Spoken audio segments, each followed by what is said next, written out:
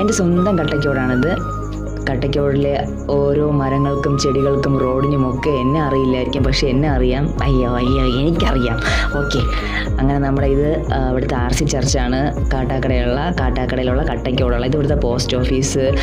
അങ്ങനെ ഞാൻ സാധനങ്ങൾ വാങ്ങാൻ വരുന്ന കടകളാണ്. ഈ സൈഡിൽ ഇരിക്കുന്ന എല്ലാ കടകളിൽ നിന്ന് ഞാൻ സാധനം മേടിച്ചിട്ടുണ്ട്. ഇതെല്ലാം എൻ്റെ ജംഗ്ഷനാണ്. ഞാൻ ജനിച്ച് വളർന്ന എൻ്റെ കുട്ടിക്കാലം എല്ലാം ഇവിടെയാണ്.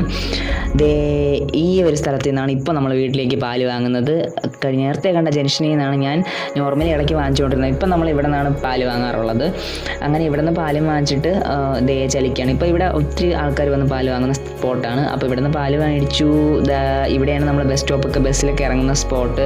അവിടെ നിന്ന് വീണ്ടും എൻ്റെ വീട്ടിലേക്ക് പോവുകയാണ്. എന്നാ പ്രകൃതി രമണീയം കണ്ട. സൂര്യനൊക്കെ എൻ്റെ വീടിൻ്റെ ഫ്രണ്ടിൽ വന്നിന്നാണ് ഉദിക്കുന്നത് കണ്ട. അവിടെ എത്തി. അങ്ങനെ എൻ്റെ വീടെത്തി. എൻ്റെ വീട്ടിലെ മതിൽ ഗേറ്റിൽ ഇടിച്ചുകൊണ്ട് ഞാൻ ഗേറ്റിനകത്തേക്ക് കിടക്കുന്നു.